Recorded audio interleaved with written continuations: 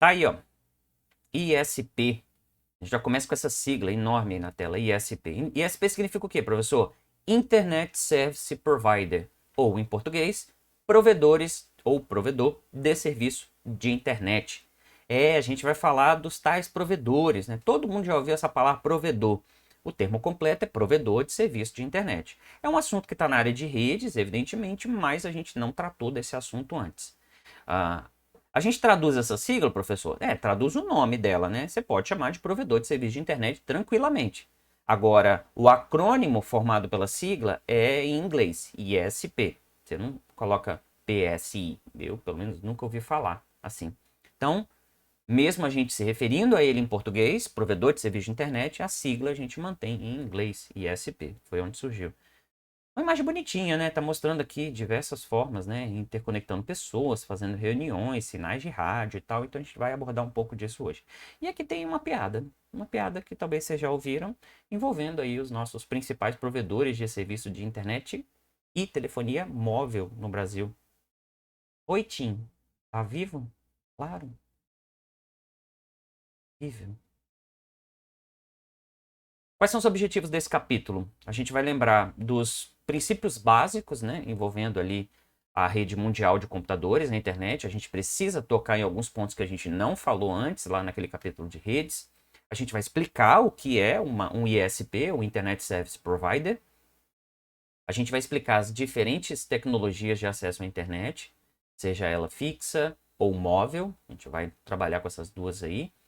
Muitos de vocês usam, né, as duas. Eu, por exemplo, né, tenho a internet móvel no smartphone, mas tenho internet fixa em casa também, porque a móvel não substitui completamente a física, não com todas as características, né, e nem com o mesmo preço. A gente vai falar um pouco sobre isso. E por fim, a gente vai classificar os ISPs do Brasil e as modalidades de acesso à internet. Vai falar um pouquinho sobre os ISPs que existem no Brasil, como é que se diferencia, né? Isso daí. Então, é um capítulo que não é muito longo, mas ele é um capítulo que tem um monte de coisa interessante para a gente trabalhar. Bom, a gente começa a introdução desse capítulo dizendo que em 2020, é uma estimativa ali que eu obtive, aproximadamente 60% da população mundial usa a internet ativamente. Ativamente quer dizer, tipo, regularmente. Mais pessoas do que isso têm acesso à internet, mas muito acesso à internet esporádico, né? Agora, 60% dessa população mundial tem acesso à internet corriqueiramente. E isso é algo realmente impressionante, apesar de a gente esperar que isso melhore, né, com o tempo, que atinja aproximadamente 100% do mundo, porque a internet hoje é um meio essencial, tanto quanto água e luz, tá, galera? Considerado pela ONU. Por quê? Porque é informação. E informação transforma a vida das pessoas. Não é só de água, luz e esgoto que a gente vive, não. Essas coisas são igualmente importantes, ou talvez tão mais importantes, mas o acesso à informação é considerado algo importantíssimo pela ONU. Então, 60% da população mundial dá mais ou menos aí 4,6 bilhões de pessoas. O bilhões está duas vezes aí no slide, professor. Tem que corrigir, né? Anota aí, Trunks. Corrigir esse negócio aí. Nós já tivemos no capítulo 3 a noção do que seria, né, a internet, que é uma gigantesca rede de computadores que abrange o mundo inteiro praticamente, né? Essa rede, ela é como o nosso sistema circulatório, né? Eu costumo exemplificar assim. Por quê? Porque existem, por exemplo, quando a gente olha para o nosso sistema circulatório, a gente vê diversas veias e artérias, né? Veia, sangue venoso, né? Sangue pobre em oxigênio, rico em gás carbônico, e artéria ao contrário.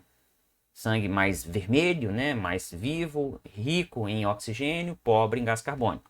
Pois é, mas essas veias e artérias, existem essas veias e artérias bem grossas que vão do pé à cabeça e passando pelos membros superiores também. Essas vias maiores, que passam mais sangue, né? Elas vão se ramificando em veias menores e artérias menores, que se ramificam até chegar nos capilares, que são pequenininhos aí para irrigar a galera. Então, esse tipo de raciocínio, algo mais grosso, outros mais finos e outros irrigando até chegar na pontinha, é mais ou menos a mesma ideia que nós temos da ramificação das redes no que nós chamamos de internet. Nós temos essas vias grossas, vamos dizer assim, de comunicação, pessoal, que são chamadas, elas têm um nome especial, elas são chamadas de backbones, ok? Backbone não tem tradução, mas a gente pode pensar que backbone seria o osso das costas, sabe? O osso das costas é a nossa espinha dorsal, porque dá essa ideia de sustentação, sabe? Como a nossa coluna, Você entendeu? Backbone são esses ossos das costas. Então, se eles dão sustentação ao nosso corpo, protege ali o sistema nervoso, são a principal via de comunicação do sistema nervoso do corpo com o cérebro, a ideia é mais ou menos parecida também. Esses backbones, eles interconectam países e continentes, e eles são feitos majoritariamente por gigantescos cabos de fibra ótica de altíssima capacidade, né, um fluxo muito grande e uma velocidade muito grande. A ordem aí de comunicação deles é na ordem de terabits por segundo, para você ter ideia. Na sua casa você tem megabits por segundo. 1000 vezes acima disso você tem gigabits por segundo. 1000 vezes acima de gigabits por segundo você tem terabits por segundo. Só para você entender. E não é um fiozinho não, são vários, ok? Num cabo submarino desse daí. A partir desses backbones, a gente ramifica em quê? Para redes metropolitanas, que atinge aí uma região metropolitana, né? Uma cidade e cidades vizinhas, e depois dessas cidades vizinhas, eu atinjo os bairros, e dos bairros eu separo em ruas, e das ruas chega na sua casa. Legal, né? Então vai ramificando nesse sentido. É por esse motivo que quando um determinado backbone importante de uma determinada operadora cai, uma parte da rede daquela operadora acaba ficando bastante deficiente. A rede dessa operadora pode não cair como um todo, mas ela pode ficar deficiente. Por quê? Porque você vai ter um fluxo deslocado numa massa muito maior de dados para um segundo backbone, por exemplo, que aquela empresa tem acesso. E aí você vai ter congestionamento, evidentemente, né? Na sua casa, o sinal ele acaba chegando num ponto central, que é o modem barra roteador, né? Ele tem as duas funcionalidades normalmente.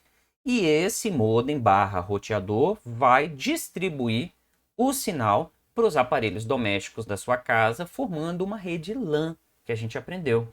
E essa rede LAN pode ser tanto com fio, que é uma rede Ethernet cabeada, né? Com cabo aí categoria 5E ou categoria 6 até, de 100 megabits, 1 gigabit ou até 10 gigabits por segundo, é o que normalmente se usa, mas é aquele cabo de par trançado que você conhece, é basicamente ele que utiliza.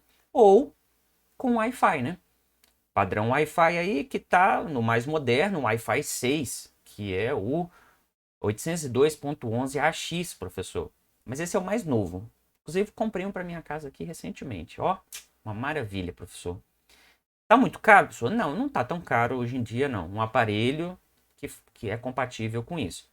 Mas para você fazer o uso desse Wi-Fi de velocidade mais alta, é óbvio que você precisa também de uma conexão de internet bem mais alta, porque senão, do que adianta, né? Do que adianta você ter uma rede Wi-Fi muito rápida se você não tem uma conexão com a internet mais ou menos proporcional. Então, a gente só recomenda a troca ali do roteador e tal se a sua internet realmente for de uma velocidade maior. E a gente sabe que, infelizmente, pelo menos na nossa região, não é todo mundo que tem acesso à internet de velocidade mais alta. E nem é pelo preço, tá, galera? É mais pela disponibilidade mesmo. Para vocês terem uma ideia, estou aqui, ó, em março de 2021, gravando esse vídeo. Eu contratei uma internet de 300 megabits por segundo de download, 150 de upload, e eu pago R$ 129. R$ 129. E eu tenho certeza que muitos de vocês, ainda a essa altura do campeonato, considerem a data que esse vídeo está sendo gravado, né? Mas pagam valores equivalentes a isso por velocidades bem menores. Então não é uma questão de custo, é uma questão de disponibilidade. E o que afeta essa questão da disponibilidade, professor? O interesse das empresas, são todas particulares, né? De chegar com conexões de melhor qualidade na sua região. É complexo, mas é o que eu digo. para ter uma internet de qualidade, uma conexão com a internet de maior velocidade, não precisa gastar rios de dinheiro. Você, infelizmente, precisa contar um pouco com a sorte, com o interesse das empresas privadas em chegar com a internet com essa qualidade na região que você vive, e ter disponível, né? Que às vezes existe aquilo na sua região, mas não tem disponível lá um canal para você. Então é um negócio bem complicado no Brasil, né? A gente esperaria aí que todo mundo tivesse acesso de maior velocidade, mas falta incentivo para essas empresas investirem. É uma situação complicada, mas eu só quero desmistificar, tirar da cabeça de vocês, que quando uma pessoa diz que tem uma conexão de 200 megabits, 300 megabits, ela não está tirando R$ 500 do bolso para pagar aquilo não, pelo menos não no geral, né? O valor que isso custa é muito mais baixo, ela só deu sorte de estar morando num lugar onde a empresa investiu, alguma empresa investiu em internet de alta velocidade naquela região. Mas a gente pode discutir isso depois, e vocês podem me falar aí para eu entender o que acontece aí próximo da residência de vocês. Olha só, aqui está mostrando, o exemplo mais novo que eu encontrei foi de fevereiro de 2016. Certamente esse mapa estaria aí um pouco mais avançado, tá bom? Eu acredito, pelo menos. Mas aqui está mostrando os principais backbones existentes dentro do Brasil que compõem a RNP, que é a Rede Nacional de Pesquisas. Pois é, o maior exemplo que nós temos de backbones, né, que são essas conexões de altíssima velocidade em todo o território nacional, faz parte dessas conexões que ligam as capitais e as universidades, institutos federais e institutos de pesquisa nessas capitais. A rede que a gente usa no IFES faz parte, no IFES Campo Serra, se ramifica aí, mas chega num desses backbones aqui que passa por Vitória, tá vendo? E aí passa por Vitória, sai lá da Serra, vai em algum ponto de Vitória que eu não sei exatamente onde é, mas se conecta a esses backbones. Então, é assim que a coisa funciona. E aqui eu estou mostrando apenas da RNP. Então, esses backbones todos aqui pertencem à Rede Nacional de Pesquisa. Existem outros backbones no Brasil pertencentes a outras empresas, tudo bem? Mas aqui está mostrando para vocês, aqui, ó, a cor diz respeito à velocidade. Então, nós temos aqui, ó, por exemplo, Salvador, Vitória, ó, nós temos uma conexão, um backbone de 20 gigabits por segundo, tá vendo? Um backbone bem interessante. Os demais, a maioria deles são de 10 gigabits por segundo, e nós temos aqui alguns backbones, e não é espanto para ninguém, né? Conectando cidades do norte, que são mais afastadas, né? Como Boa Vista, Macapá. Em Manaus chega mais de um backbone, mas Boa Vista e Macapá, por exemplo, são servidos apenas por backbones na área de megabits por segundo. 100 e 250. São backbones, infelizmente, mais lentos do que a minha conexão de internet residencial hoje, né? Porque quando a gente fala em backbones, a gente está pensando em conexão de internet com velocidade de vários gigabits por segundo, pelo menos, né? Mas, como eu disse, isso aqui corresponde à rede da RNP e em 2016. Eu não encontrei, de verdade, não encontrei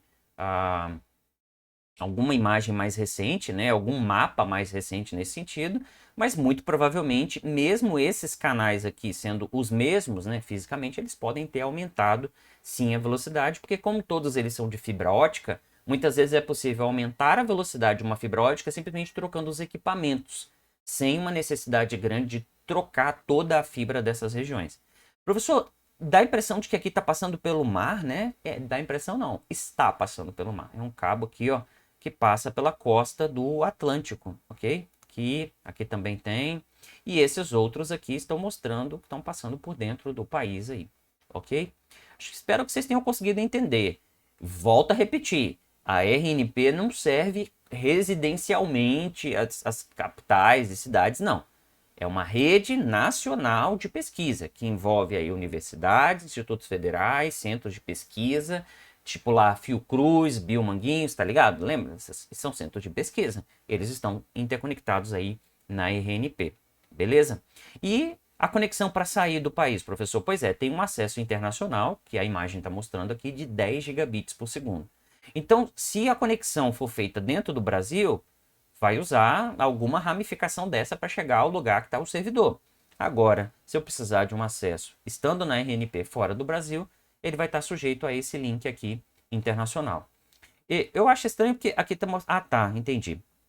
É porque tem um acesso internacional de 10 aqui e tem outros 2 acessos internacionais aqui, ó, saindo de São Paulo. E é um de 30 e um de 6. Então, a capacidade agregada, como internacional, é de 10 mais 30 mais 6, 46. Faz sentido, ok? Mas ele está mostrando aqui que 20 gigabits nessa rede aqui é compartilhada com essa outra rede, é um acordo de cooperação. E isso é muito comum em backbones. É muito caro para uma empresa criar um backbone desse. Imagina o tamanho disso, o investimento disso. Então, nós temos aí acordos de cooperação, múltiplas empresas se juntam fazendo um consórcio e lançam aí um backbone. E podem alugar uma parte dessa infraestrutura, por exemplo, para outra empresa, e esses acordos existem para diminuir, né, o custo e facilitar a criação de backbones de maior velocidade.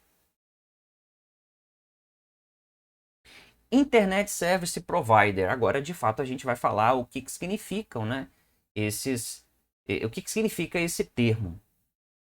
Bom, para você se conectar à internet, você sabe que você precisa contratar um provedor de serviço de internet. Você sabe disso. Você fala, eu vou entrar na internet, basta comprar. Eu, quando era criança, achava que para ter um telefone era só chegar na loja e comprar um telefone. Telefone fixo, tá, galera? Eu tô falando quando criança. Mesmo um smartphone, quando você compra, ele não se conecta à rede, né, de telefonia. Ele pode se conectar na sua rede local, mas a rede de telefonia não se conecta. Ele vai se conectar quando você, de fato, contratar uma operadora, né? Aqui no Brasil, a TIM, a Claro, a Oi, a Vivo e assim sucessivamente. Essa provedora de telefonia também será a sua provedora de internet no caso dos telefones da rede 4G, ok? Então, elas vão cumprir os 2 papéis, dados e voz. Você usa voz ainda para alguma coisa? Pois é, mas para as 2 coisas. É natural que isso aconteça. Os provedores de serviço de internet também fixa também vão prover tanto telefonia quanto internet. Talvez apenas os provedores pequenos, como a gente vai falar lá na frente, aqueles provedores que só provêm internet, talvez eles não colocam um telefone fixo na sua casa. Mas o mais comum é isso vir em pares. Telefonia, seja ela fixa ou móvel, junto com o provimento do acesso à internet. Mas as tecnologias variam muito e é isso que a gente vai falar aqui. Mas, professor, o que é um ISP? Eu posso ser um ISP, professor? Pode. Um ISP é uma internet. Um ISP é uma organização, uma empresa, né? Que vai oferecer serviços de acesso, participação ou utilização na internet. Okay? É uma empresa que vai ser montada, vai ter licença para isso, vai se registrar para isso, para poder comercializar serviços de acesso à internet, ok? Ou utilização de parte do canal, enfim, provimento de acesso à internet. Professor, então, quando eu contrato uma internet melhor na minha casa, por exemplo, eu passo um cabo por vizinho, eu estou sendo um provedor de serviço de internet? Pois é, tecnicamente você está sendo. E legalmente você não poderia ser. Sério, professor? Sério, você não poderia ser legalmente.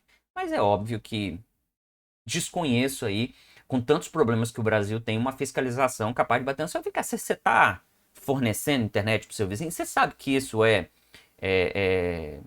não sei se é um crime, né? Mas é uma violação das leis, né? Aí você fala, não, eu não sei. Pois é. Então, saiba agora. Para você comercializar, e eu não estou falando de compartilhar só, não. Mas a partir do momento que aquela pessoa paga para você, você está comercializando, né? Então, eu quero que vocês entendam que você não pode fazer isso. Você não pode, no seu prédio, por exemplo, alugar um link ou contratar um link de alta velocidade e você revender internet para todo mundo do seu prédio sem se registrar como um ISP, tendo um CNPJ lá e tudo mais, tá bom? Então, essas empresas todas, grandes ou pequenas, que são ISP, são provedoras de serviço de internet, elas têm registro para isso e têm, né, aí as suas obrigações legais. Existem algumas que são comerciais, tipo a maioria, e algumas que são sem fins lucrativos, né? Por exemplo, eu posso ter a prefeitura de Vitória, se eu não estou enganado, ainda tem, ela pode colocar internet na orla inteira da praia, não cobrar de ninguém, não há fins lucrativos nesse sentido, e é o Estado que está provendo aquilo ali. O Estado também pode achar que prover internet gratuita para uma determinada comunidade, principalmente uma comunidade carente, pode ser algo interessante também. Então, nem sempre um provedor de serviço de internet vai estar cobrando pelo serviço, ok? Professor, e quando eu vou nesses cafés e tal, né, nessas coffee shops da vida aí, e eu uso a internet deles, eles estão sendo provedores de serviço de internet? Não, aí não, né? Porque você está lá e a rede local que dá acesso à internet nesse estabelecimento está sendo aí uma forma de agregar valor apenas ao ambiente, né? Eles não estão cobrando isso de você e tudo mais, só estão compartilhando e aí tudo bem. Como eu falei, se você compartilhar a internet com o seu vizinho também, desde que você não passe, né, por estruturas que não são suas, mas principalmente sem fio, né? Você não está cometendo nenhuma ilegalidade, não. A ilegalidade está quando você comercializa isso sem ter registro para isso. Só por que você falou tanto sobre isso? Ué, pessoal, vocês serão profissionais dessa área e alguns de vocês, inclusive, vão instalar essas coisas. Então, é importante que vocês saibam o que é legal e o que não é legal, do ponto de vista legal. Você entendeu? Legal, não maneiro, legal das leis. Esse provedor, normalmente ele vai cobrar uma taxa mensal, né? Não é um negócio que você compra, é um negócio que você aluga praticamente, né? Você contrata o serviço que dá direito a uma conexão que normalmente é 24 horas por dia, 7 dias por semana, ininterruptas. Tanto que quando ela é interrompida em algum momento, se não estou enganado, a lei exige que a empresa desconte aquele período ali. E ela tem uma determinada velocidade máxima, que é a velocidade que ela te vende, mas nem sempre a todo momento você está atingindo essa velocidade máxima. É natural que hajam flutuações. Aí no seu contrato está dizendo o quanto que pode flutuar, entendeu? Tem legislações para isso também, essas legislações são feitas pela Anatel, isso muda de tempos em tempos e eu não vou aqui entrar em detalhes porque isso pode mudar de tempos em tempos. Nós estamos, por exemplo, lutando, né? Porque a Anatel queria deixar que os provedores de internet fixa colocassem uma cota mensal do quanto você pode utilizar em termos de download barra upload, né? Da mesma forma que os planos móveis fazem. E isso, assim, sob nenhuma hipótese é algo bom.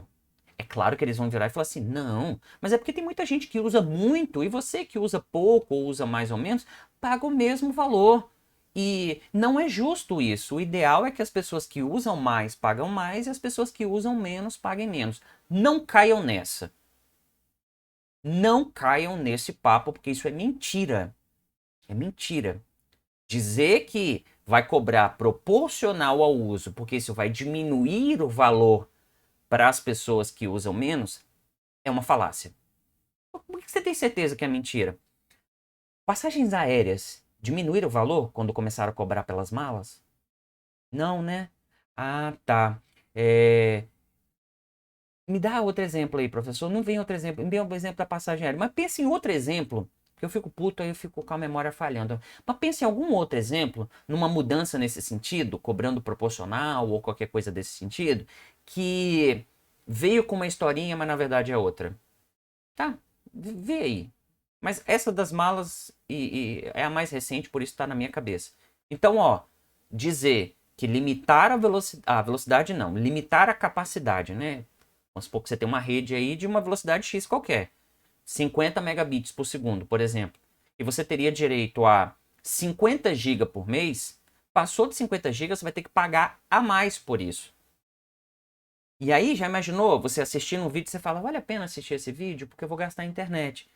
Imagine e o inferno que é isso. Então, se oponho, já estou fazendo aqui, em nome da neutralidade da rede, né? Nós temos um marco regulatório da rede, se oponham a qualquer medida nesse sentido, porque por mais que eles contem uma historinha para você dizendo que vai melhorar, porque vai ser proporcional, isso é falso. Isso é falso e o Google o YouTube, né, o Facebook, até essas empresas sabem disso, sabem que isso acontece. Ah, professor, mas eu ouvi um argumento de que nos Estados Unidos isso é limitado. Pois é, mas você já olhou as limitações nos Estados Unidos? As limitações eram mais de 10 vezes maiores do que eles queriam colocar no Brasil, na época que isso entrou em discussão. Então, a gente copia a ideia, mas corta ela em 10 vezes aí. Então, é óbvio que não, ok?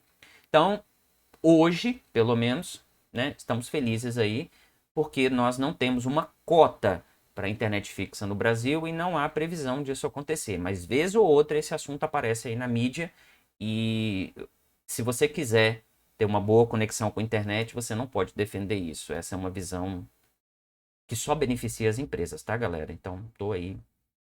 Não é politizando a situação, mas é conscientizando vocês do que acontece. E aí, como eu falei, ela te dá uma velocidade máxima, no contrato está dizendo qual é a velocidade mínima, e existem algumas legislações, aí, como eu falei, a respeito dessa velocidade mínima, que ela não pode ser inferior a tanto, e não pode ficar muito tempo nessa velocidade baixa.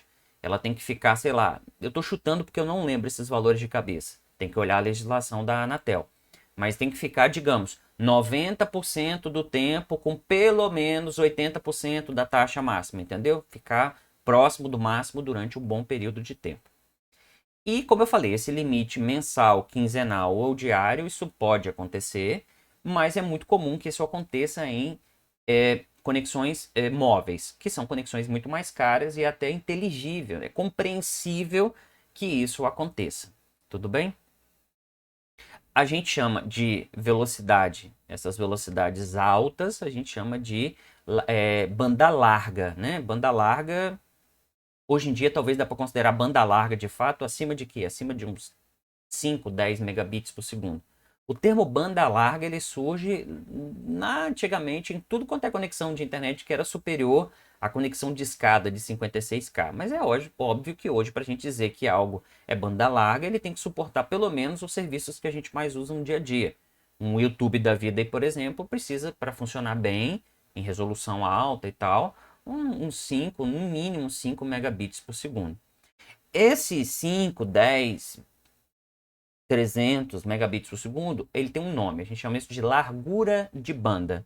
Ou banda de internet, alguma coisa desse tipo. Okay? Não tem nada a ver com a banda de rock lá, não.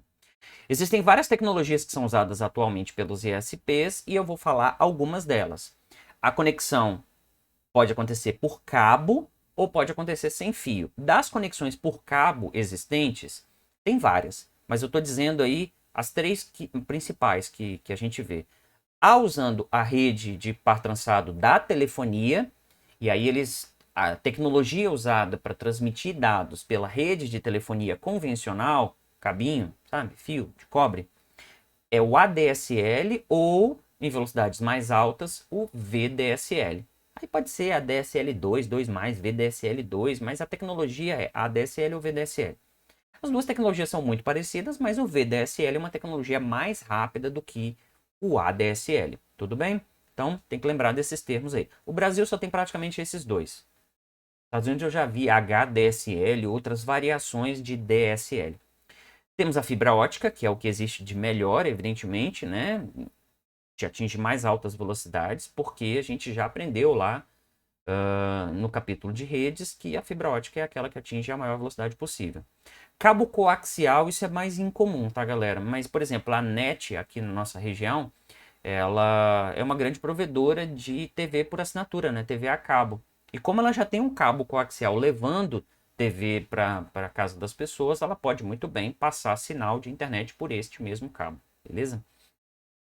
Ou cabo Ethernet. Esse cabo de rede, que é para LAN, também pode servir no caso das internets que a gente chama de internet predial. Como assim? Chega fibra ótica num prédio, na base ali do prédio, e como o cabo Ethernet consegue sustentar 1 gigabit por segundo por até 100 metros, se ele for instalado direitinho, você consegue chegar com a fibra ótica apenas na base do prédio, você coloca ali um roteador barra switch, né, que vai distribuir os cabos e você chega com um cabo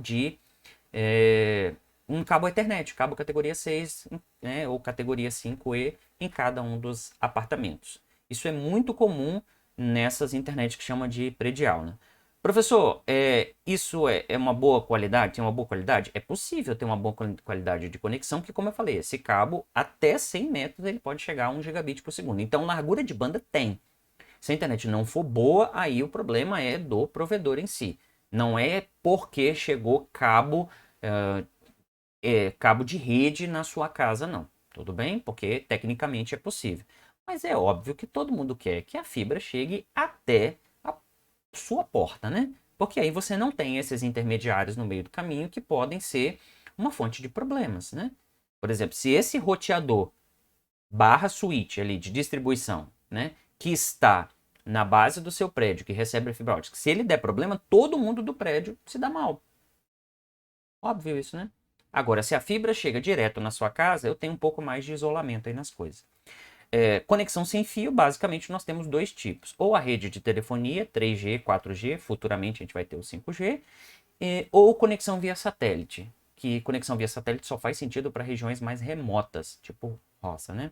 Que é muito caro, é bem caro realmente, e tem algumas desvantagens, principalmente em termos de velocidade e de latência. O sinal demora para subir e descer, e normalmente não é tão rápido quanto uma conexão por fio, e nem tão rápido quanto uma conexão 4G, inclusive. Vamos falar um pouquinho sobre cada uma dessas conexões, né? Vamos explicar um pouquinho a respeito da conexão fixa usando a rede telefônica, a DSL ou VDSL. Você já deve ter visto esses armários pela rua. Eles podem ser maiores, mas eles têm mais ou menos essa mesma cara. Podem ser maiores, podem ser um pouco menores, mas normalmente eles têm essa altura aí. Só que a altura é essa, um pouco maior do que um ser humano adulto, né? Um homem adulto, por exemplo, que normalmente tem maior estatura. Tirando eu, que não tenho uma estatura tão grande assim. É triste isso, né? Sei lá, deve ter uns 2 metros de altura um negócio desse. Isso aqui, em alguns lugares ele fica na rua, mas porque nós somos, assim, um país com pessoas muito educadas, eles normalmente fazem acordos e colocam isso aqui dentro de terreno de pessoas, né? Dentro de uma garagem ou qualquer coisa desse tipo, para não sofrer vandalismo, tentarem, sei lá, né? Vocês entendem. Vocês entendem muito bem o que eu quero dizer. E o que que esse armário tem? Esse armário é onde, já vou dizendo claramente para vocês, é onde chega fibra ótica, normalmente chega fibra ótica aqui dentro, e aqui tem os equipamentos que vão fazer a distribuição do sinal para as residências dos moradores que estão próximos desse armário. Próximos quanto, professor? Até no máximo a distância de 1 quilômetro normalmente. Mas o ideal é que você fique a uma distância menor do que 500 metros desse armário. Por quê, professor? Porque à medida que você se distancia desse armário, a velocidade cai drasticamente, a velocidade máxima possível. Então, quando você liga para a operadora, por exemplo, e pede uma conexão de internet na sua casa e tal, elas pedem o seu endereço, o seu CEP e vão verificar qual é o armário com vaga mais perto de você. E aí elas vão verificar se existe um canal disponível, até aí tudo bem, e vão verificar a distância desse armário até a sua casa.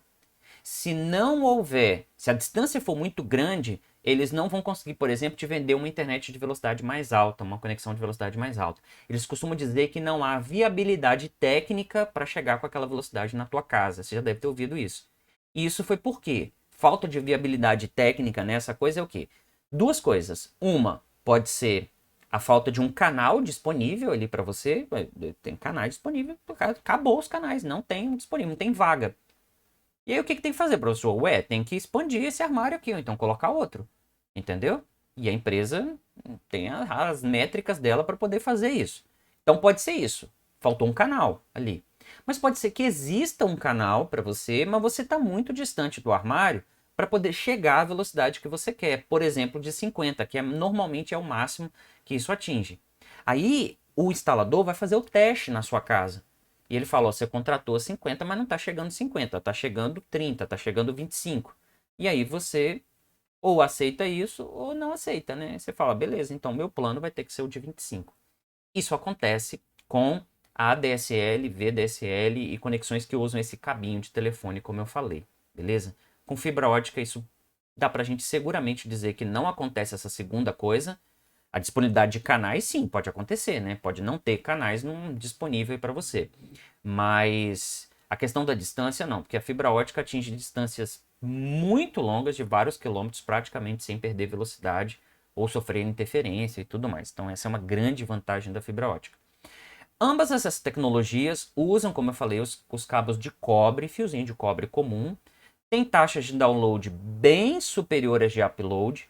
Daí vem o termo assimétrica. Professor, por que 50 megabits de download e só 5 de upload? É uma falha dessa conexão? Não.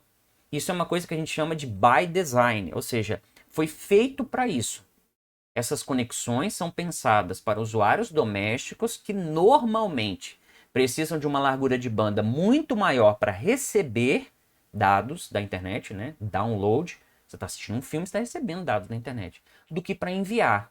É por esse motivo que eu, por exemplo, aqui em casa, quando eu tinha uma conexão de 50 megabits por segundo, que era VDSL, eu sofri muito como professor. Por quê? Porque esses 50 megabits era para download, uma velocidade até razoável, mas o meu upload era de apenas 5 megabits por segundo.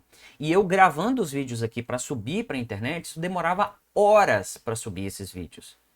Subir vem do termo up, né? Upload. Download, receber os dados de fora para dentro, e download e upload, que é mandar os dados da sua casa, da sua residência para fora, para algum lugar. Então, essas redes, ó, por exemplo, a DSL significa Asymmetric Digital Subscribed Line. Esse termo aqui, assimétrico, o VDSL também é simétrico. Mas esse termo vem de very large, acho que very large, é isso, professor? Very large, Digital Subscribed Line, very de maior. Mas todas as duas são tecnologias assimétricas, tudo bem?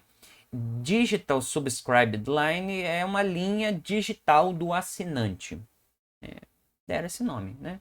Então nós costumamos chamar de XDSL todas essas tecnologias derivadas do DSL. A DSL, VDSL, HDSL, como eu falei que eu nunca vi no Brasil, e outras todas elas. O que elas têm? Ah, tá aqui, ó. Very High Speed. Isso. Eu que escrevi o slide, não vi, né? Vou falando aqui com vocês. Mas Digital Subscribed Line é a linha digital do assinante, quer dizer que você está pagando para poder utilizar. E mesmo o termo assimétrico estando aqui apenas em ADSL, saiba que o VDSL também é assimétrico. Assimétrico quer dizer o quê, professor? Quer dizer que a taxa de download e a taxa de upload não são iguais. É muito difícil você contratar um serviço de internet onde a taxa de download e a taxa de upload sejam iguais, porque isso seria um desperdício para a maioria das pessoas. Mas essa assimetria, onde eu tenho 10% apenas de upload em relação ao 100% de download, ela é ruim para os tempos atuais. Por quê? Porque a gente sobe um vídeo para o YouTube. Por quê? Porque a gente faz uma videoconferência. Videoconferência também vai mandar sinais para fora. Por quê? Porque você tem o OneDrive, o Google Drive e tudo mais que você quer mandar os arquivos para a nuvem. E prejudica muito. É ideal que elas sejam iguais? Para a maioria das pessoas, não. Mas pelo menos 50%, que é o caso que eu tenho hoje, já está suficiente. Por exemplo, eu tenho 300 megabits de download e 150 de upload. Já está bom demais. Por que não coloca igual, professor? Colocar igual seria desperdiçar a conexão de rede, literalmente, pessoal. Porque na imensa maioria das vezes eu vou estar muito mais recebendo do que enviando. Mas nos momentos onde eu estou enviando, videoconferência, quando eu estou fazendo com alguém, eu estou enviando meu sinal de vídeo e de áudio. Quando eu estou falando com alguém por telefone VoIP, eu estou usando o áudio, estou enviando também. Quando eu estou mandando arquivos para a internet, anexando alguma coisa no e-mail, mandando um vídeo para outra pessoa, tudo isso é upload. Então, a velocidade ela pode ser um pouco mais lenta, mas não tão mais lenta quanto se faz aqui. Essas tecnologias elas são relativamente mais antigas, por assim dizer, mas elas acabam funcionando bem quando tem uma instalação bem feitinha e tal. O problema é que, como isso é fio de cobre, passam vários fios e tal, degradações físicas, por exemplo, pode entrar água, pode, sabe, chover, e isso pode acabar prejudicando a sua conexão, sim, tá? E quando alguém mexe também, faz emenda, isso acaba também prejudicando, e muitas vezes é coisa que você não tem controle, né, sobre isso. Aconteceu fora da sua casa. E funciona, como eu falei, bem, entre aspas. Tem uma instalação e manutenção muito fácil, muito barata. Quase qualquer um consegue trabalhar com isso com muito pouco treinamento. E é por isso que isso ainda existe aí para uma galera, tá? Mas é óbvio que isso tem um limitante. Esse tipo de conexão, a gente pode seguramente dizer que não irá avançar ao ponto de chegar na qualidade de uma fibra ótica, porque isso é físico, ok? Cabo de fibra tem uma capacidade, uma largura de banda muito, muito maior. Ela é uma das modalidades de internet fixa, por assim dizer, né? Mais comum do Brasil, capaz de entregar aí. O ADSL2+, fica entre 15 e 20 megabits por segundo, e quando é de 25 a 50, normalmente a empresa vende em VDSL. Olhando fisicamente para a conexão, você não vai saber a diferença, tá bom? Porque as duas operam sobre fio de cobre e tal. A diferença está em como? Na modulação do sinal. A forma como o sinal é gerado, o sinal elétrico e trafega sobre aquele cabo. Beleza? E o VDSL, sem dúvida alguma, tem uma velocidade maior. Mas as duas têm download maior do que upload. E nessa taxa que eu falei, normalmente o upload é 10% apenas do download. E isso é muito pouco. Um fator crucial para essa tecnologia, como eu já falei, é a distância da sua residência até esse armário que eu estou mostrando aí para vocês. Que fica normalmente na rua ou no terreno de algum vizinho, na garagem de algum vizinho. Certamente você já viu isso, e isso é armário de telefonia, que telefonia barra internet, né? Porque o Brasil é tenso, como eu já expliquei. Teoricamente, o VDSL pode chegar a 100 megabits por segundo, teoricamente, se tiver uma distância de até 500 metros. VDSL pode chegar a 100 até 500 metros. Até 1000 metros poderia, em teoria, chegar a 50 megabits, e a partir de 1,6 quilômetros, o VDSL e o ADSL são basicamente a mesma coisa. A degradação do sinal é tão grande que eles são basicamente a mesma coisa. A partir desses armários até a central da empresa, a conexão é de fibra ótica, como eu já expliquei para vocês. Esses valores aqui, pessoal, são valores teóricos, tá? Porque na prática acaba dando menos. Como, por exemplo, aqui, eu moro a menos de 500 metros do armário. Eu já sabia disso porque o técnico me falou. Fazendo testes, a linha anterior que eu tinha não chegava a 100 megabits, ela chegava a 72. Mas como 70 não é uma conexão, não é uma velocidade comercial da Vivo, no caso, ela vendia 50. Mas assim, a minha linha física tinha condição de chegar a 70, mas comercialmente ela vendia só 50. Isso é muito comum acontecer, mesmo chegando um pouco mais, para não ter problemas ali, né, para comercializar, a empresa sempre coloca valores fixos. 25, 35, 50, mesmo podendo chegar um pouco mais. São só referências e teóricas, como eu falei. Que na prática pode ter outros fatores influenciando. Fibra ótica. A conexão é delícia, né? Que todo mundo quer. Essa modalidade de conexão usa o quê? Usa fibra ótica, né? Aquela fibrazinha de vidro que passa um sinal luminoso. Pois é, a fibra ótica, a grande diferença dela para os cabos de cobre é que o cabo de cobre passa eletricidade. A fibra ótica não passa eletricidade. Ela passa feixe de luz, um sinal de luz. A conexão é feita por laser, sinal luminoso. Ela pode prover toda ou parcialmente a conexão, que a gente chama isso de loop local. O termo genérico, vocês vão aprender isso em mais detalhes, e eu nem sou o grande especialista nisso, mas vocês vão aprender em mais detalhes isso com professores que até conhecem mais sobre o assunto. O termo genérico a gente chama de FTTX.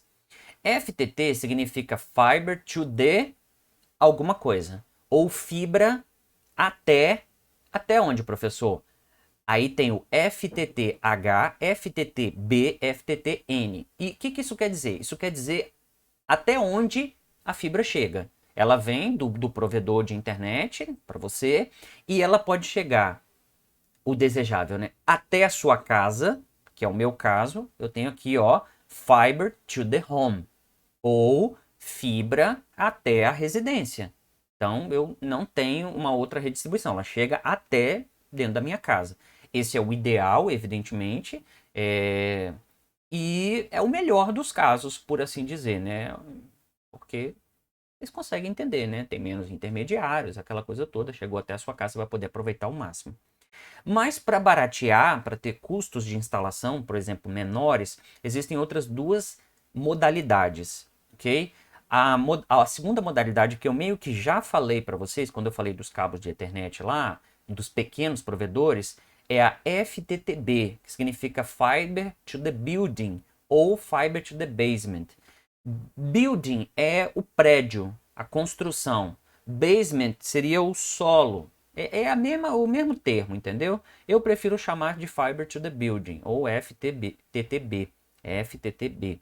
Que quer dizer o quê, professor? Quer dizer que a fibra ótica chegou até a base do apartamento não, do prédio ou qualquer coisa assim, e ali tem um distribuidor que desse distribuidor eu vou mandar para os intermediários. E normalmente esses outros ali, esses usuários finais, na verdade, normalmente eu distribuo, a partir desse ponto eu distribuo usando fibra de cabo de cobre e não fibra ótica.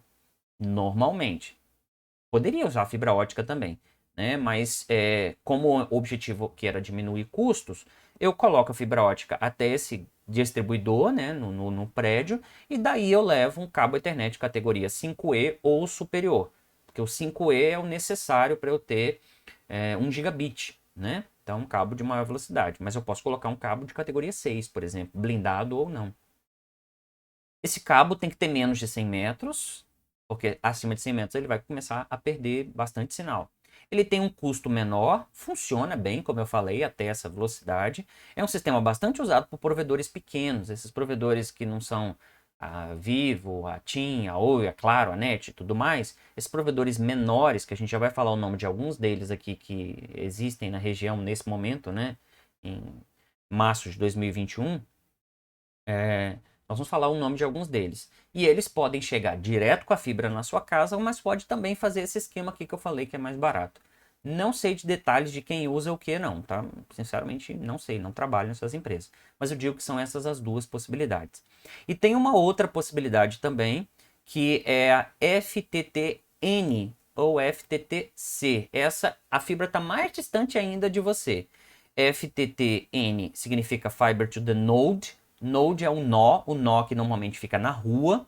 Ou Fiber to the Cabinet. Cabinet é aquele armário. É basicamente o que eu falei, a fibra chegava só até o armário. Nesse caso, a fibra chegou até um nó que existe, um ponto que existe num poste, alguma coisa próxima de você na rua, ou chega até o armário que está próximo da residência do cliente.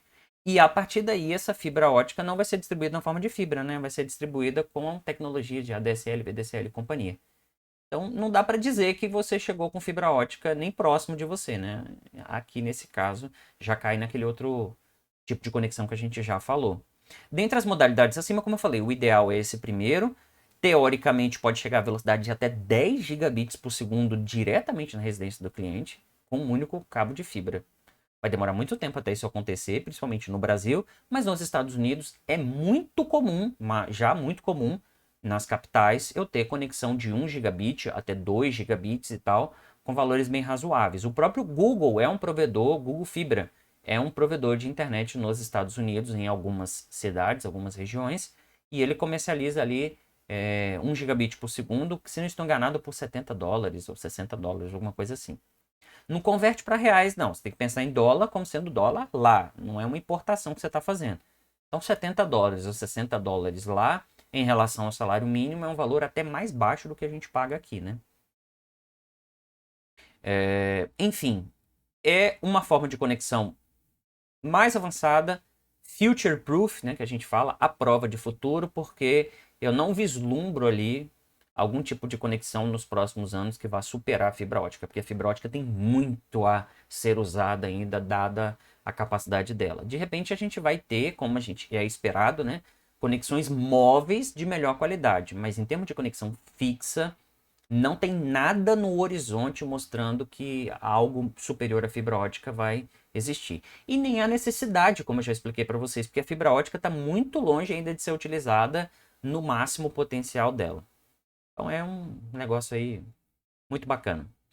No Brasil, esse tipo de conexão já é bastante comum, dá para dizer assim, nas grandes capitais, nas grandes cidades, é muito comum ter fibra ótica em pelo menos um provedor, mas ainda tem muito a se expandir, evidentemente. O provedor não vai levar fibra ótica para locais isolados, não vai, porque não vai valer a pena para ele, infelizmente. Aqui tem os desenhos, né? Só por que você não mostrou o desenho antes? Porque eu queria que você imaginasse. Ó, Fiber to the Home, tá vendo? A fibra sai de lá representando o provedor e mesmo lá passando aqui por intermediários, né? Mas a ideia é chegar com a fibra direto na sua casa. Aqui tá mostrando um apartamento, né? Um building. Fiber to the building chega na base e daqui eu distribuo com alguma outra tecnologia. Fiber to the C, né? Que seria Fiber to the cabinet, chega em algum lugar a uma distância inferior a uns 300 e poucos metros aqui, tá vendo? Então seria o armário, como eu falei para vocês, que seria o ideal. Pode ter acima de 300 metros, como está mostrando aqui, professor? Pode ter, mas aí a velocidade vai cair. E ele considera que FTTN, Fiber to the Node, a fibra está ainda mais distante do que o armário. Então, né? Distâncias ainda maiores do que 300 metros. Na prática, eu não vejo grande diferença entre isso aqui não, tá, pessoal? Pelo menos não aqui no Brasil. Essas duas aqui acabam sendo basicamente a mesma coisa, porque acaba sempre chegando no armário, né? O nó tão distante, trazendo com cabos metálicos, aí vai ser sinistro, sinistro mesmo. Talvez aqui na época da conexão de escada fosse algo assim, mas eu não vejo grande diferença não.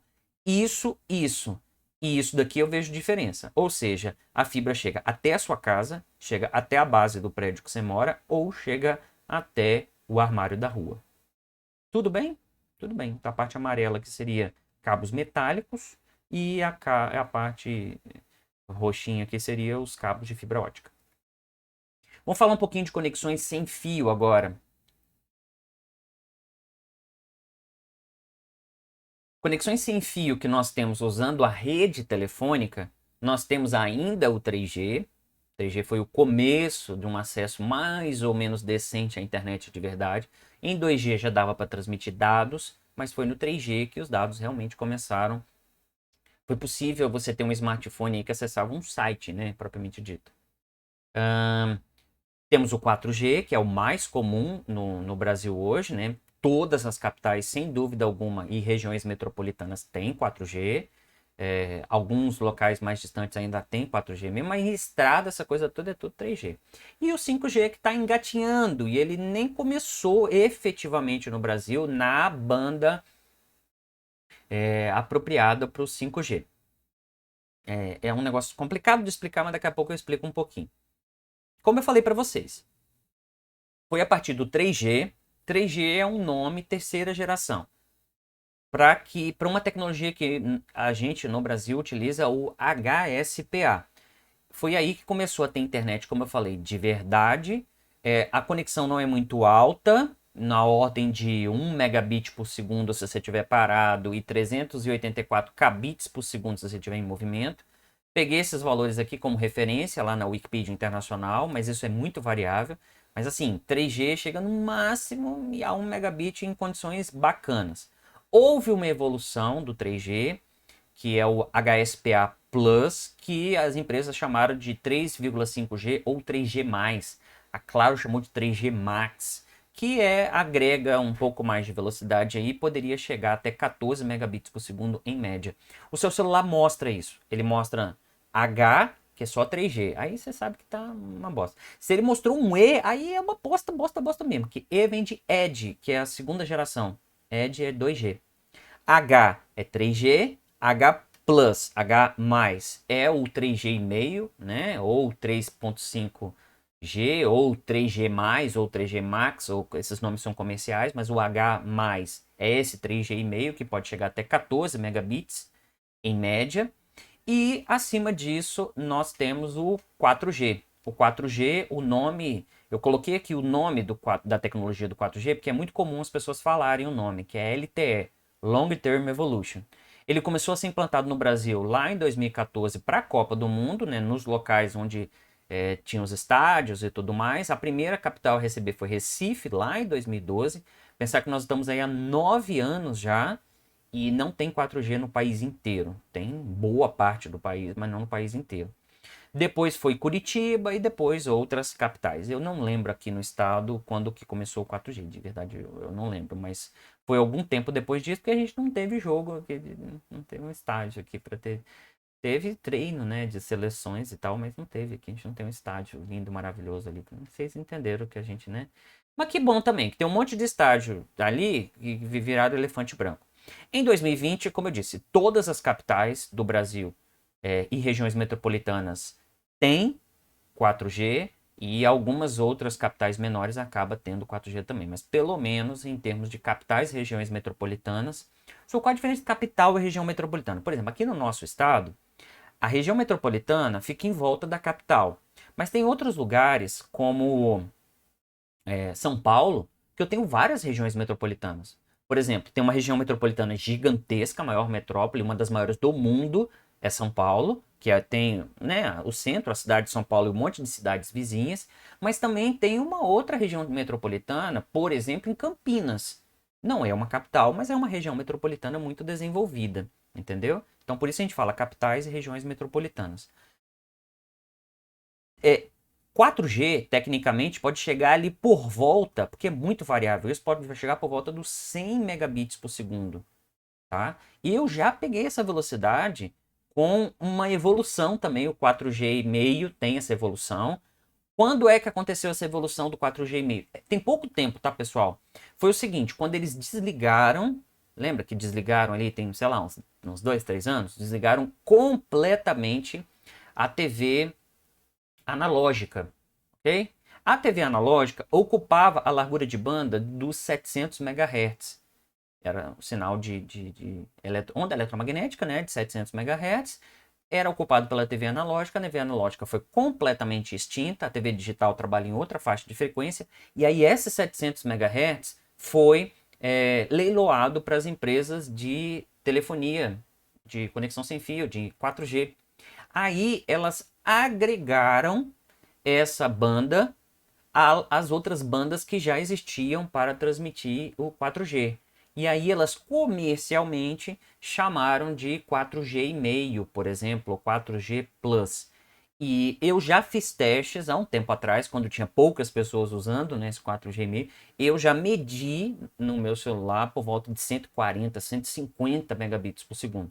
Hoje não vai ter mais, porque vai ter mais pessoas utilizando e não aumentou proporcionalmente, né? Mas saiba disso.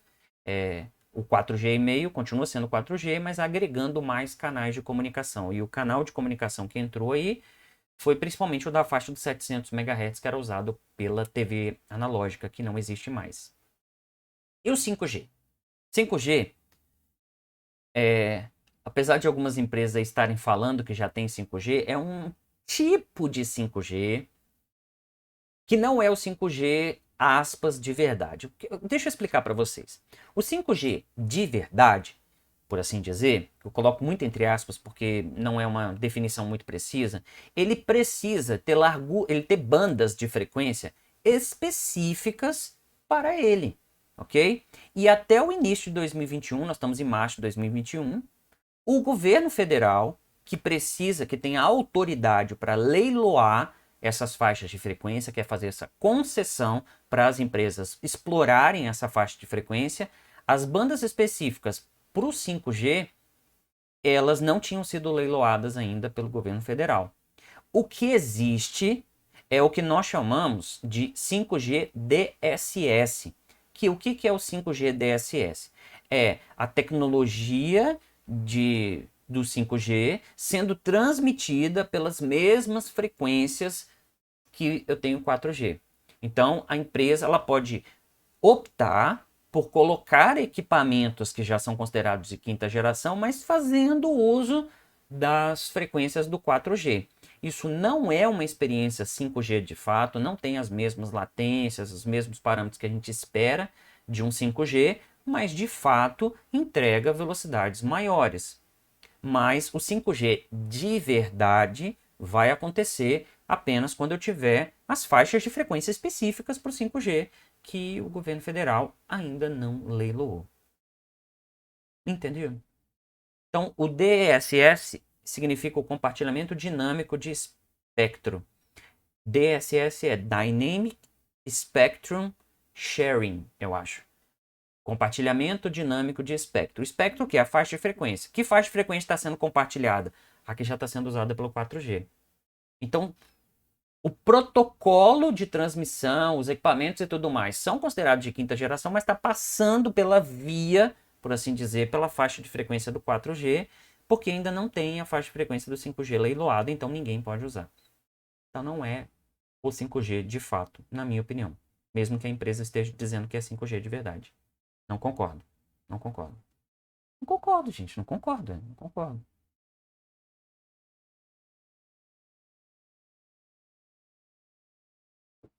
Vou ensinar vocês a olhar para a antena e saber se é 4G ou se é 3G. É muito fácil isso. Isso aqui, sabe essas antenas metálicas, grandes, altas pra caramba? E elas costumam ter essas bolinhas aqui, ó, miradas um em cada lado. Pois é, isso é uma típica antena 3G.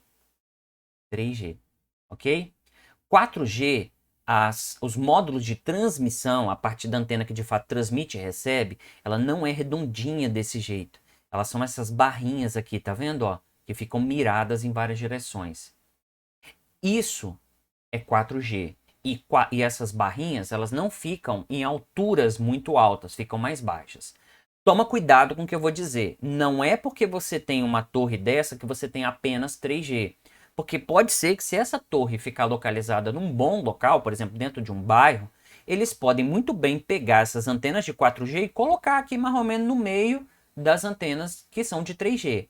Mas essa estrutura com essas anteninhas redondinhas aqui é para a faixa do 3G, e elas são antenas mais altas. As antenas de 4G são essas barrinhas e são antenas mais baixas, que normalmente ficam em coisas um pouco maiores do que postes, tá ligado? Estruturas metálicas que não são muito altas. Professor, por que é assim? Não vou explicar por quê, mas tem a ver com características do sinal. O sinal não pode ser muito alto. As bolhas, que são as células criadas pelo 3G, são células maiores, mais amplas e de velocidade menor também. As do 4G são bolhas menores e por isso as antenas precisam ficar mais baixas. A do 5G é pior ainda. 5G, aqui ó, são bolhas ainda menores e aqui elas ficam em cima de poste de iluminação normalmente, tá? Elas ficam bem baixas, na rua mesmo. Vocês não vão ver ainda porque a gente não tem, né? Mas nos Estados Unidos você consegue ver isso daqui. Tá aqui, ó, uma anteninha de 5G. E são múltiplas, várias. Para ter 5G de verdade, são milhares de antenas numa região de uma cidade. Milhares, eu tô falando. Que é praticamente por rua, um pedacinho da rua. É assim que a gente vai conseguir atingir velocidades muito altas. E é por isso que isso vai ser caro de fazer e vai ficar restrito sim a algumas regiões. É claro que no futuro, do futuro, do futuro, do futuro, é provável que todo poste que tenha luz tenha um negócio desse. Mas eu quero que vocês entendam, né?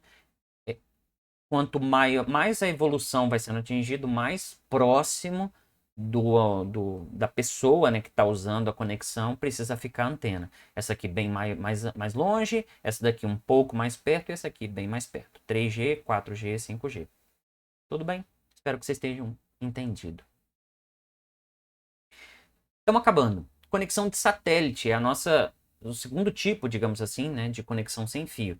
Essa modalidade não é das melhores modalidades, é uma modalidade imensamente avançada, que tem características muito interessantes, que você não precisa de uma conexão física, você não precisa nem de uma antena perto. Você pode, no meio de uma roça, eu posso ter, no meio da floresta amazônica, se for coberta aquela região, se um satélite passar por ali, eu posso ter uma conexão de internet de boa qualidade no meio da floresta amazônica.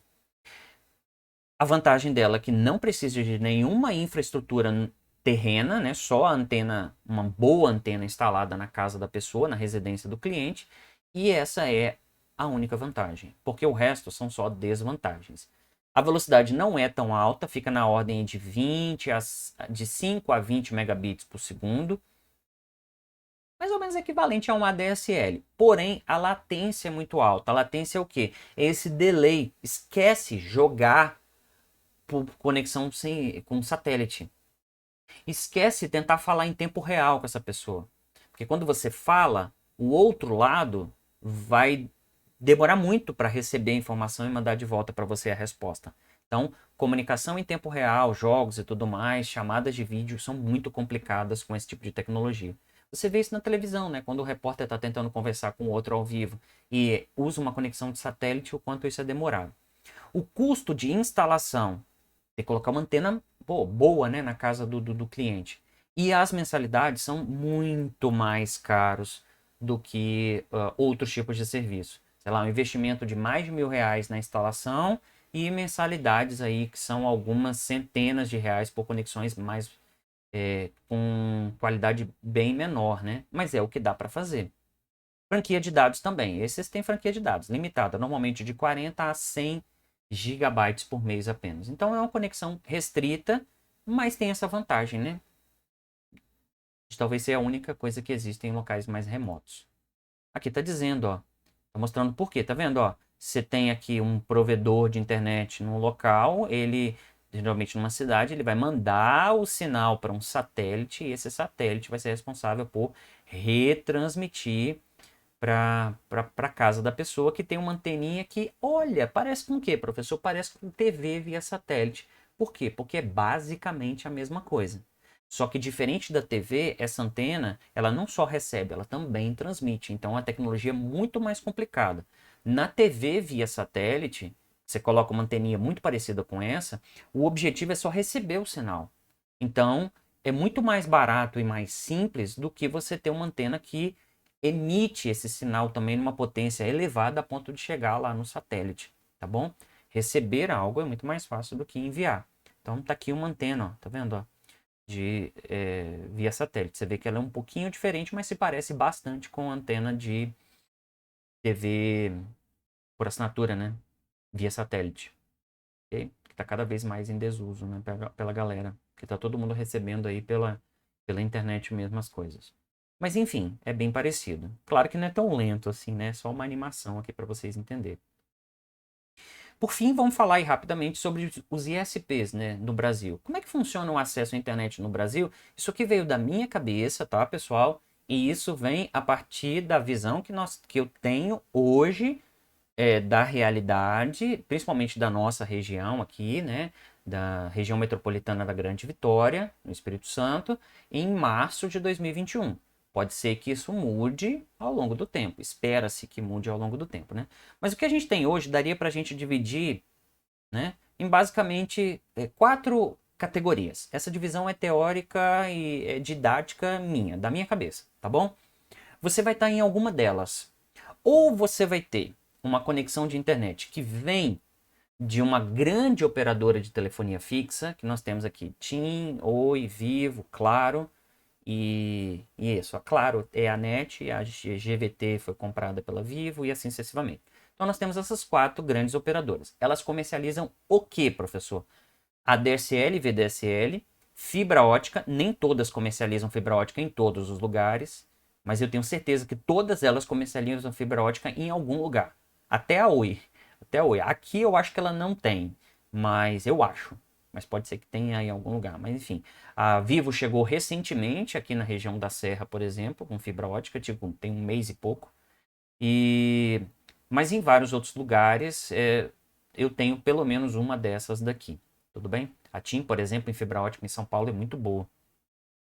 E está nessa categoria, né, de grandes operadoras de telefonia fixa que acabam vendendo serviço de internet também, porque historicamente isso aconteceu. A DSL, VDSL, fibra ótica e tal, e cable modem. É aquela conexão coaxial onde vinha o sinal de TV, tá ligado? Principalmente a NET. Aqui a NET é a que mais transmite isso. Pois é, ela pode usar essa infraestrutura aí também para servir a internet. Eu posso ter também grandes operadoras de telefonia móvel, que basicamente são as mesmas, né? Porque elas agregaram-se umas às outras ali, mas basicamente são as mesmas. A Vivo, a Claro, a Oi e a TIM. E elas comercializam 3G e 4G, com os respectivos 3G e meio, 4G e meio, companhia. 5G, futuramente, a gente pode esperar que não todas, mas as maiores aqui, eu prevejo. A Oi foi, não sei se foi vendida totalmente ainda, se foi totalmente aproveitada, mas acho que a Oi deve sumir do mapa aqui, porque a situação dela tá feia. Mas a Vivo, a Claro e a TIM, elas vão sim investir em 5G porque é o futuro, né? Mas por enquanto não. Velocidades em telefonia móvel, alguns megabits por segundo, porque isso é muito variável. Depende do celular da pessoa, depende se ela está conectada a uma rede 3G, 3G,5, 4G, 4G,5, então isso varia bastante. A distância, se a pessoa está em movimento, quantos usuários tem, se ela não está em movimento, se ela está parada, se tem um prédio, se não tem. Então não dá para falar em termos de velocidade. Aqui dá, né? O VDSL normalmente é comercializado até 50 megabits por segundo e a fibra ótica aqui bem mais. A Vivo, por exemplo, está comercializando 300. Mas é porque comercialmente ela decidiu por isso, porque podia ser mais, tá? A fibra ótica transmitiria mais. Hoje a Vivo tem 200 e 300 megabits. Eu já expliquei isso antes em redes, mas é muito importante que vocês se lembrem que nós estamos falando de megabits por segundo. Para você ter o valor em megabytes por segundo, que é normalmente o que o Windows mostra na hora que você está recebendo, você tem que dividir por 8, tá, galera? Então, uma conexão aí, vamos pegar o meu caso, né, de 300 megabits por segundo, dividido por 8, eu vou ter uma velocidade máxima teórica de 37,5 megabytes por segundo. Então, tem que converter. Historicamente, eu já expliquei isso anteriormente, mas não custa repetir. Historicamente, transmissão de dados é medida em múltiplo de bits. E, por definição, 1 byte corresponde a 8 bits. Tá bom? Então, não esquece disso não. Quase acabando.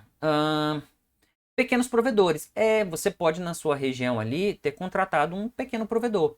Esses pequenos provedores, eles usam várias tecnologias. Fibra ótica, como eu falei, até a casa do cliente, ou fibra ótica até o condomínio, que talvez seja o mais comum.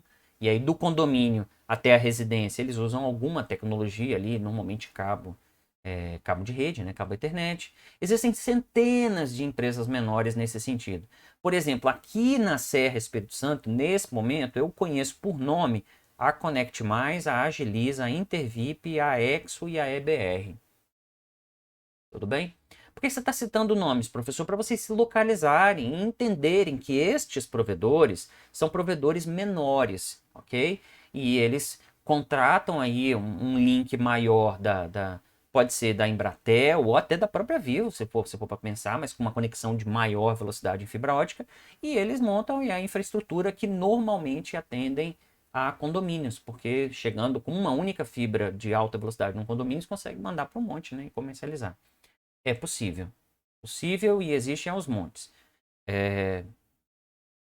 Se tem boa qualidade, se tem má qualidade e tudo mais, não dá para dizer só porque a empresa é pequena que vai ter má qualidade, não. Tem empresas pequenas aqui que têm excelente qualidade, um excelente suporte ao cliente. Algumas pessoas até preferem ter esse tipo de conexão porque conseguem falar por telefone diretamente com a empresa ali, sem passar por secretário eletrônico do mal, ó, minha conexão caiu, me ajuda aí. Algumas pessoas até preferem esse tipo de contato mais próximo que você não tem com as grandes, né? Mas elas, evidentemente, têm menos dinheiro para investir, coisa que as outras têm muito mais. E por fim, se você não tem nenhuma dessas opções e você mora numa zona rural, a única opção muitas vezes é a internet via satélite. Regiões muito isoladas e tal, muitas vezes é apenas via satélite. Você tem uma antena em solo em contato com o satélite. Professor, qualquer lugar do mundo tem acesso a satélite? Não. Tem que ter um satélite passando por uma órbita que atende aquela região. Não vou entrar em detalhes quanto a isso. Quanto mais satélites eu tenho passando por diversas órbitas, maior é a região de cobertura.